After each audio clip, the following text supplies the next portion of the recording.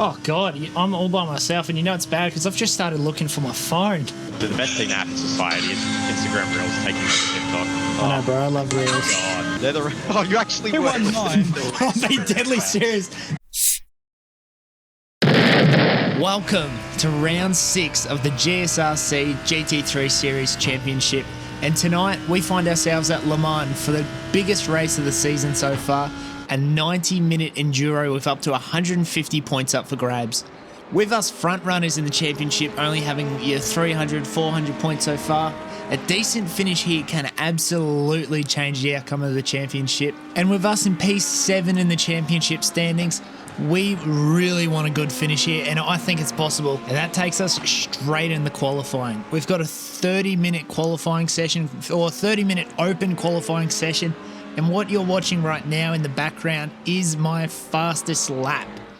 In our qualifying session, we were able to set a respectable 3-minute 54.207, and that is going to put us in P14. So out of the 31 cars on the grid, it's about as close to the middle as you can get, really. But there's good news and there's bad news with that qualifying.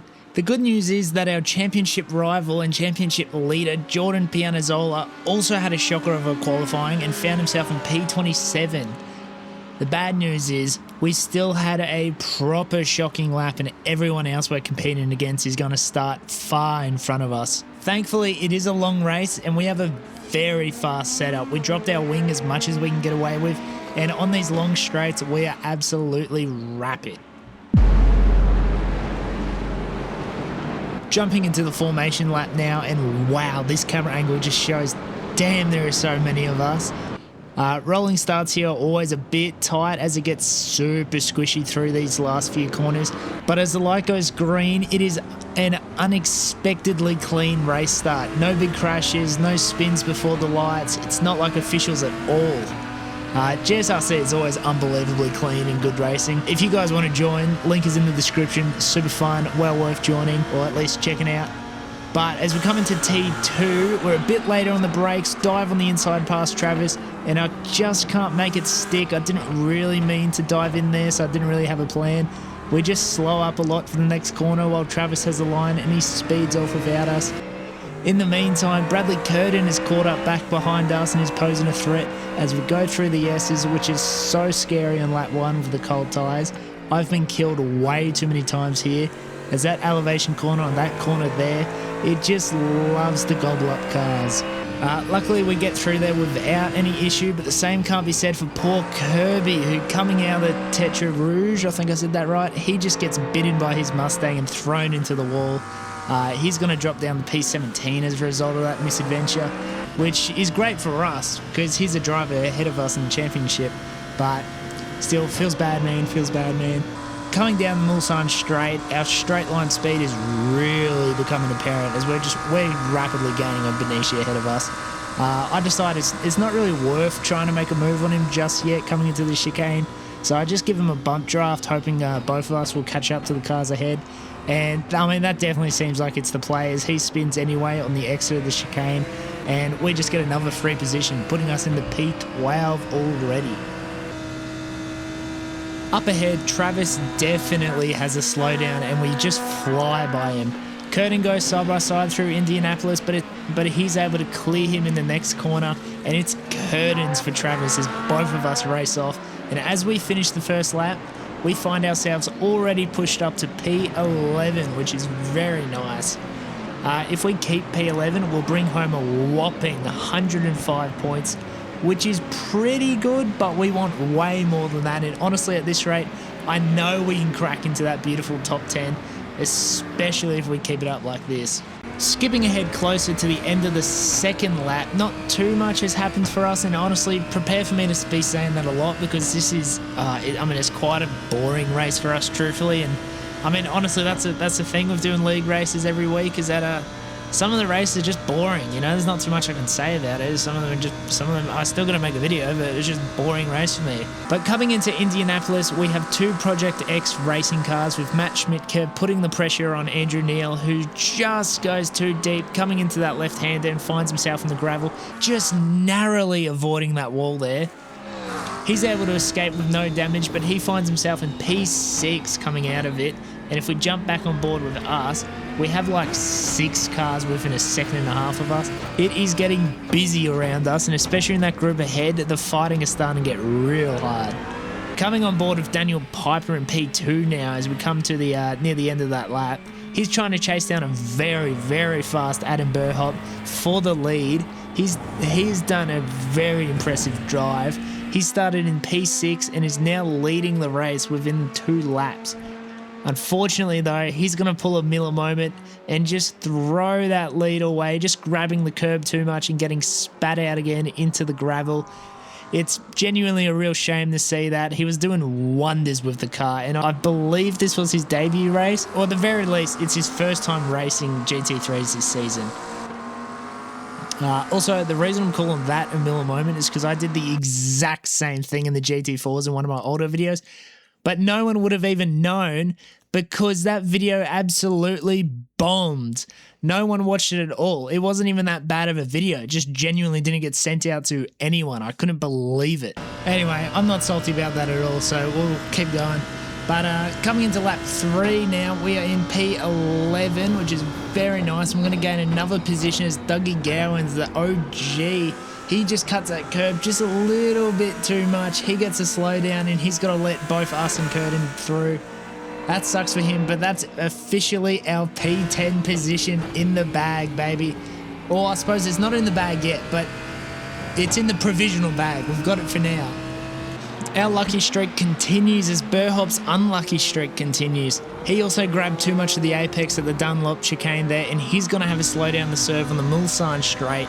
He's a lot more attached to that position. He really doesn't want to give it to me, but eventually we get around him. Curtin doesn't have as much luck, and the two of them go side by side coming into the first chicane. Burhop's softer on the brakes and is able to get in front, separating me and Curtin for the first time since this race started.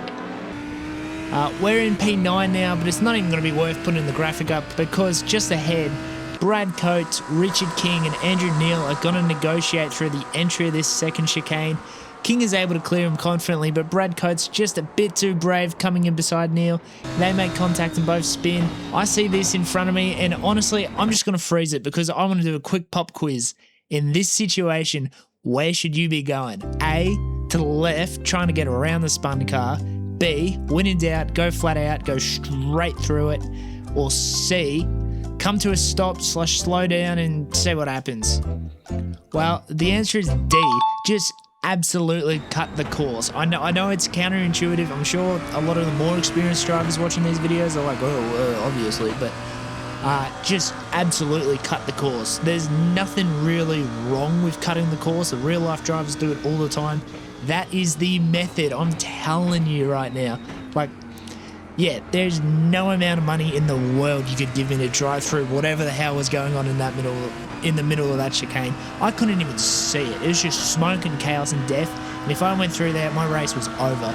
But cutting that chicane, yeah, I'll get an incident point in a slowdown, but you know, it's a 90-minute endurance race. Surviving is way more important than anything else. Anyway. We get quite a run from the slipstream and we find ourselves going 3 wide into Indianapolis. Burhop keeps it in front of us around the outside, and somehow I'm able to carry more speed on the inside of Neal, completing the overtake on him by the next corner. And wow, if that didn't have me nervous, nothing would. I'm already shitting myself going through that corner 2 wide. I genuinely don't know how we survived going 3 wide through that. That was awesome. Alright, the race starts settling in quite comfortably now, so we can skip around a little bit.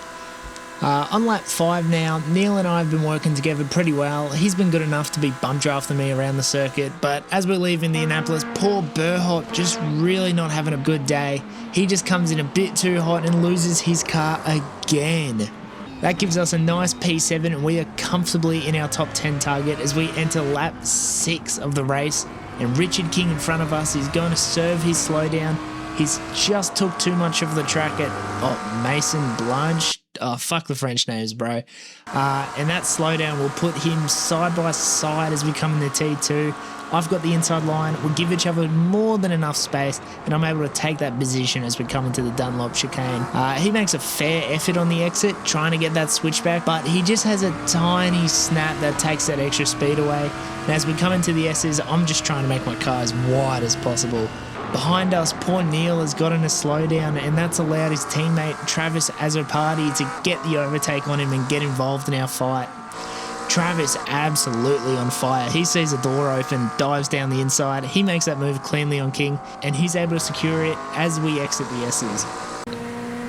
I thought I've managed to create a bit of a gap thanks to all that fighting, but that slipstream just absolutely brings Travis back to me. And as we come into the first chicane, I see him coming in. I mean, maybe I shouldn't be doing this while we're trying to race people, but I open the door for him. I don't want to fight him too badly. He's definitely got that extra pace over me, and he definitely thinks the same as he dives down the inside. He's absolutely pushing that car to the limit. He gets loose on the entry and the exit then. Whoa, just watching that cockpit view back, Jesus. He hit me up afterwards. He actually apologised for being overly aggressive and driving angry, but damn man, what a move. No need to apologise for that. But anyway, that has compromised my entry coming into the chicane, and my exit isn't any better. King, on the other hand, he gets a great exit and a great run on me. As we come into the second chicane, he's going on the outside, which I thought was silly at first, but they'll give him the inside for the next corner. And as we dive in, I try to give him all the room, and I don't know if you guys see this. I couldn't believe it either, but this is still barely on track. But it does give me a bit of a weird line as we go side by side into the right hand. Our lines cross over, and unfortunately we make contact. He gets spun around, put on the grass, but we're able to keep going. We don't really have any damage, and I don't really know who's at fault, or even if it was anyone's fault. But I'll just show you guys the top-down view, and I'll let you guys, let me know what you think in the comments. I mean, it definitely sucks. We've taken out the same guy twice. We took out poor King in Adelaide, but I promise I'm not out to get you. But at least this one was a little bit less egregious. Adelaide was a pretty bad move. Anyway, moving on forwards. We don't have any damage, thankfully, but the contact is going to allow Dougie Gowans and Bradley Curtin to come around and overtake us on the straight. There's just nothing we can really do. We just have to watch as we fall back to P10. And we now have David Kirby behind us. He's P4 in the championship standings, and he is a genuine contender for the series championship, and he is rapid this week. After his spin at the start, the last place he wants to be is behind me, and it's only a matter of time before he gets me. Coming into Indianapolis, I get such a good run on Curtin, and I'm able to go around the outside and put a car between me and Kirby. And I mean, that buffer does us well through the Porsche curves and all that, through the S's. Kirby gets held up quite a bit, but coming onto the Mulsanne, Kirby is an absolute weapon of a run, and he has Curtin cleared even before the chicane. From there, the slipstream, the Mustang V8 power just brings him closer and closer to me. And as we come into Indianapolis, with him filling my mirrors, I try and hold the inside, praying he's not brave enough to go around the outside, but he throws it to the side of me. We tease going side by side through Indianapolis, but he breaks early, and I'm able to keep the position for now. From here, we're pretty equal through the Porsche curves, honestly. I think both of us have a real low downforce setup, so we're absolutely rapid in the straights, but we both have to, concentrate just a bit more through these twisty parts. Now's probably a good time as well. I'm sure you guys have already noticed, I've finally gotten some overlays. I've been putting overlays off for so long now. I've always really wanted a real purist driving experience, and you don't really get overlays in real life, but I figured I'll get some overlays up for replays so you guys have something to look at. And man, I can't go back now. My actual racing overlays are a bit more tame than what's on like these replays, but oh my god, I love these overlays, man. They're just so good. I can't go back. Anyway, as we come into the 4 chicanes now, Andrew Neil, poor bugger, I don't even know. Maybe he grabbed too much curb, came in too hot. I don't even know what happened, but I mean, he's lost it. He's in the wall, and well, he rather ambitiously, he tries to cut across the track to go straight into the pit lane, and he manages to get himself a whopping 40-second penalty for that. After the race, he actually told me that he was trying to avoid, a towing penalty. But when he was looking back in hindsight, he honestly reckons the car was good enough to drive another lap anyway. So, I mean, unlucky for him, he'll end up finishing P18 despite that. So, I mean, that's a good recovery drive, I suppose. There's what, almost 40 cars on the grid, I think. So, you know, P18, that's not bad at all. But coming into the Mulsanne, I think that's the name of this corner coming up. I hold the middle. In hindsight, I probably could have been a bit more defensive, move over to the right. But he pulls over to the right. He takes the inside. And as we come in now, we're both laid on the brakes, side by side. I try for a switchback or even just to maximise my run, but I just don't get it right. And he's going to be able to secure that move for now. There's not too much I can do with him on the inside. And yeah, that's a well done. That's a good move from him. Thankfully, we are down, but we're definitely not out. That slipstream goes both ways, and as we come into Indianapolis, I almost have him completely cleared. He brakes early. He doesn't want to go side-by-side through here, and I'm able to re-secure that position over him. And I'm able to hold him off as we come into the pits for our first of 2 compulsory pit stops. Oh, well, with that first pit stop, that signifies the first 30 minutes of the race done already. We're 1/3 through, which... I mean, that's correct. I'm looking at the timer right now, the video timer, and we are 18 minutes in and we're only 1/3 into the race. But I promise that the pace, it gets quicker. The pace, it gets quicker. I found that Le Mans is very gentle on tyres, so I'm just going to refuel and I'm just going to keep the tyres. I'm not going to swap the tyres. It's totally unnecessary. And as we leave the pit stop, it's an actual buzzer beater with Kirby. Like, we are side by side coming out of the pit exit. He taps on the brakes here because we do have overlap, and if we really wanted to, we could have just started battling there, you know, then and there, going side by side, exiting the pit lane, and that could have ended in disaster. So, no, W move from him. And it's not going to matter too much for him. I'm sure he was probably already considering that fact anyway, because as we come into the first chicane, he's already gaining on me. He has a peek down the inside, but he just doesn't have the distance that he wants to make a move, so he tucks back in behind me, which turns out to be the smarter move because I got a shocker of an exit here. I almost hit the tyre barrier and I teased the slowdown on the exit. And yeah, at this point, there's not much left I can do. He's definitely got a run on me. I probably could have force defended the inside, but then again, if I stay on the right, I'll have the inside for the right-hander in the middle of the chicane, but I mean, it's just not going to matter anyway. He beats me on the braking on the chicane, gets me clear, and he just gets a much better exit. You know, again, that slipstream is trying to pull me into him, but, you know, instead of just battling and making moves and doing all this, I call it. I left away from him, and I'm just hoping to settle in behind him. He's definitely a lot quicker than me. I'm definitely starting to appreciate that fact about this time now. And so my game plan now is just tuck behind him, stay in the slipstream, and then just try and follow him throughout the field. And, you know, that does work for a little bit, but, you know what, two laps later, you know, slipstream or not, he is rapid, and he is a bit more rapid than me, and eventually, yeah, he is just out of the picture, and I'm for sure out of the slipstream now. And, yeah, from here, you know how I was talking about how the race is, you know, the race pace is just going to get quicker and quicker.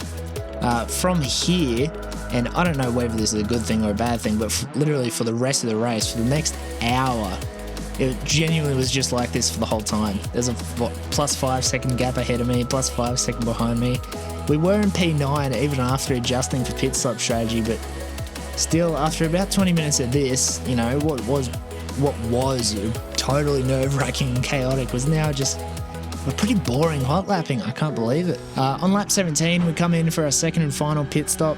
Here, I keep it simple. I'm not taking tyres again because the tyres are, you know, tyres feel fine. I don't need to take them. If I do swap out new tyres, I might be quicker for like the last 2 laps or whatever, but I'll be on cold tyres, and then that risks crashing on the cold tyres, which just totally unnecessary, totally not worth it. I've mucked up the pit lane so much. It's like my D1 strategy. Like, I'm so good at fucking up my pit stop. So I put on auto fuel. I put 1 lap of margin because it's not very marginal. Like, I don't need those extra seconds from like minimizing how much fuel gets put in my car. So I put an extra lap of fuel in, and I genuinely fully take my hands off the steering wheel. I'm not going to touch the steering wheel at all because I'm so good at fucking these pit stops up that I can do it without even trying. So I'm just going to stay far away and let it, you know, do it all on its own. After we leave the pits, it's rather uneventful. We do find a back marker in front of us for a few laps, and the slipstream is very nice. But yeah, it's short-lived. He comes into the pits at lap 9, and again we're left all by ourselves to just hot lap until the end of time. I guess this really is what separates sprint races from endurance races, you know. And in a sprint race, you have your pace and your racecraft, but in endurance races, I mean, you have those too, but you genuinely got to worry about just staying focused, because if you zone out for a second, you could miss a braking marker, you could steer over into the grass, you could just ruin the race all by yourself. So yeah, that's definitely, I see why they call it enduros now. Now's probably also a good time to shout out, if you guys have made it this far in the video, I do really appreciate it so much. All of you guys who watch the video and reach out to me, whether it's feedback or a comment or, you know, telling me how much you enjoyed it, like, it absolutely makes my day. I feel bad for my poor misso. I'm always telling her about what people have said about my video and all that kind of stuff, and I'm sure she just hopes I'll shut up about it. But no, guys, I really do appreciate it. Thank you guys a ton. You guys are great. I also love seeing other people. I've seen a lot more videos popping. I'm sure people have been making videos before me, but, you know, whether inspired by me or not, I've seen a ton of people making their own GSRC content, and that's absolutely awesome. I love seeing what people do with the league race format and how they interpret that and turn that into a video. I recently found Brad Keck's channel. He's posted his first video recently, and it's properly awesome. He's done a P-Cup at Silverstone. He's made a video on that. I'll leave his channel in the description, and I'll put his video on an info card thing or whatever they're called in the top right now. But yeah, genuinely check out his video after this video, because, well, it's really cool, and I'm excited to see what comes next out of his channel. But anyway, I can't believe I'm saying this already, like, what, just a few minutes ago, or only 30 minutes in. But yeah, we're on the final lap now, and it's starting to get dark. The headlights are officially on, and honestly, I wish this race went on for a little bit longer, or, you know, or we started later in the day. It would have been absolutely awesome getting some night racing in.